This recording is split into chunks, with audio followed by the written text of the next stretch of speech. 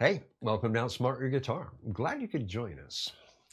Today, in this soloing concepts lesson, I want to do another segment on speed, but this isn't going to be about speed for the sake of speed. It's going to be about a judicious use of speed in what are called bursts. Basically, you're playing a nice melodic solo and you want to put a speed burst in the middle of this beautiful melodic thing to kind of heighten the excitement or make just an emphasized bit. And this is really a great tool, by the way. So I'm going to break down 3 different ways to apply a speed burst. And I want to thank Alwyn D'Souza for making this suggestion. Thanks, guy. It's a great idea, and here it comes. And be sure to like and subscribe to Outsmart Your Guitar along the way. Well, okay, we need a progression first, of course. So we're going to use the progression from Speed Kills. So B minor, D, A, E minor, back to A, B flat diminished 7. Now, if you didn't get the B flat diminished 7 before, it's really pretty straightforward. You play a, play a B flat minor 6, and then stand your 3rd finger up on the 3rd string and just sound the 2nd, 3rd, and 4th strings with your 1st finger, mute the A string and the high E string. And there you have it. Pretty straightforward stuff. Okay. Now, you'll notice I have the B flat diminished 7 on the 4th beat in the last measure. You can do it on the 3rd beat for 2 beats or the 4th beat for just 1 beat. That 4th beat version is going to be a little jerky, though, so you can play the A for 2 and the B flat diminished 7 for 2, and that's what it'll sound like here.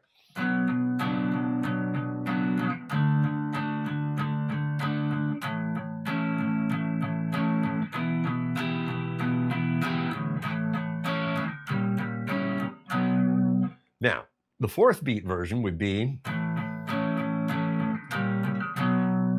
and you can almost just hit that on the 4th beat and not play the end of the beat. 1, 2, 3, 4. And you could do that as well, so it's kind of a punch, right?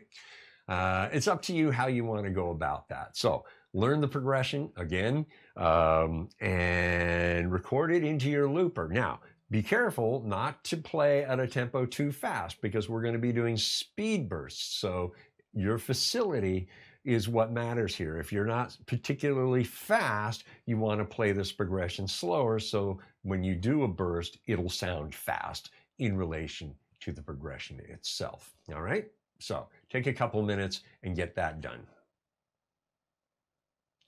The first thing you want to do is get familiar with the progression, playing something over the progression. And I'm just going to stay here in the first 2 positions using the pentatonic minor scale predominantly, but also throwing in a little bit of the Aeolian mode because the progression suggests Aeolian mode, right? And so the first thing you want to do is create something thematic, not necessarily virtually note for note, but the closer you get to note for note, the easier it's going to be to set up the burst when we get to that. So the first thing, again, is come up with an idea. So 3, 4.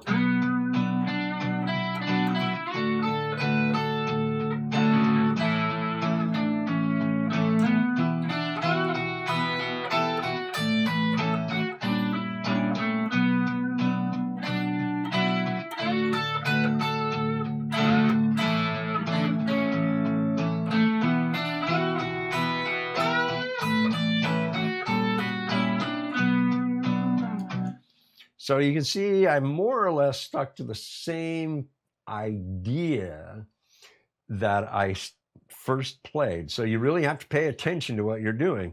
And so now I've got the setup for the burst. And the burst, in this example, I'm going to put in the last measure. So this is where it's important that you actually map out the specific notes you're going to play.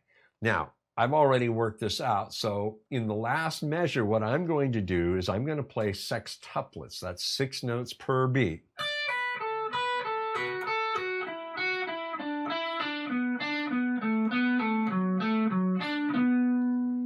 I hit that B, that puts me back at the beginning of the progression. So that's 1 beat, 2 beats, 3 beats, 4 beats, and we're back to the beginning. And that's going to be done really fast. Oops. More or less like that. Okay, so now I've got my main idea, the setup, and the burst lick. So now let's see how it works. 3, 4.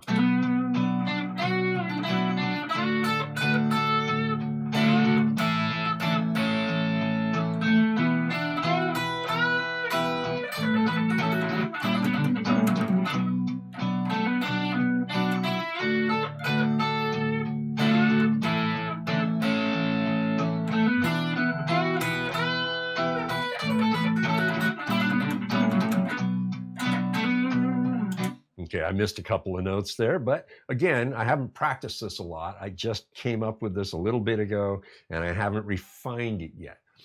But I have the essence of what I want to do. I have the speed lick itself absolutely worked out as far as what notes I want to play. Now it's just a matter of perfecting it. And so what I want you to do now is pause, come up with a setup in the first 4 measures, melody, playing something nice and easy and melodic, and then create a burst lick 4 beats long in the 5th measure. That's your assignment, all right? Just want to drop in here for a moment and remind you, down in the description, you'll see a link to patreon.com/outsmartyourguitar. Click on the link, go on over, and become a free member. In so doing, you'll have access to a number of lessons and the material for them, the written material. Then you can join as a full-on patron at one of 3 levels. In so doing, you'll get expanded versions of lessons that are featured here and access to lessons that are not featured here, as well as all written material and any audio that also comes with those lessons. So click on the link, become a free member, then become a full-on patron. And thank you for visiting my channel either way. Well, let's get back to the lesson. All right, I'm in the 3rd and the 4th position of the scale for this particular example. And so I want you to go there too. And the idea now is to create a setup for the burst. This burst will be over the 4th measure, the E minor chord. So we're going to have a setup for the burst, and then an outro, if you will, getting out of the burst to complete the progression cycle.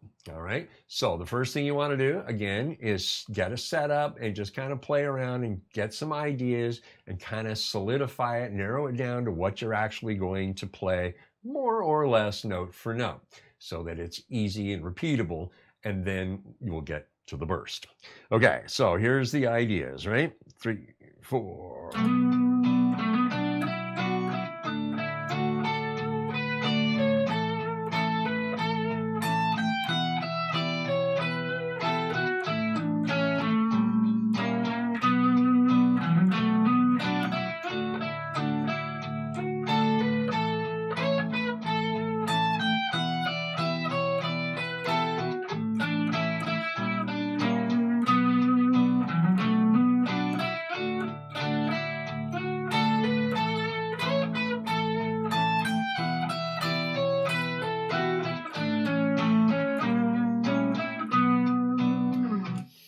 Okay, so I now have more or less the idea mapped out, and I know what I want to do. Now, I work out the burst, and I have that worked out. I did that a few minutes ago.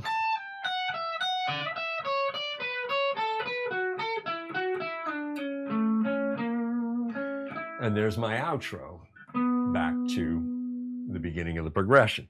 So I have my A 5th measure outro already kind of worked into that as well.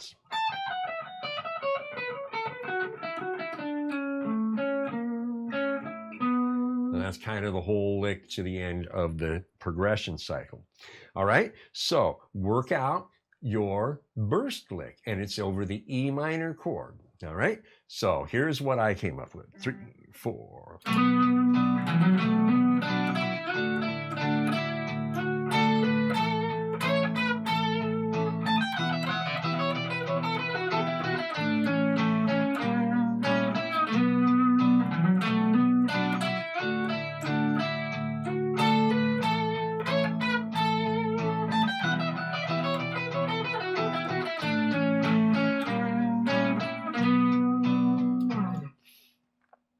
And I even got an anticipation into, so I actually start the speed lick on the last 8th note of the 3rd measure, A, and I'm playing strict 16ths in this burst.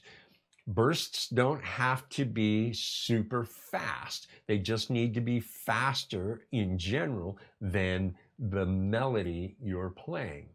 All right, so now, your assignment, come up with a setup for the B minor, D, and A, get a burst lick for your E minor, and then an outro out of the speed lick in the A and B flat diminished 7th measure, the 5th measure. All right, so go. Burst licks are a lot of fun. As you can see in the examples I've shown you here, they really do add something to your melodic ideas. But you got to be careful about when, where, and how you apply them. And remember too, they can't be long. Any more than 2 measures isn't going to be a burst lick anymore. And so you want to keep them fairly short. They can be 2 beats long, 4 beats long, 6, 7 beats long or so.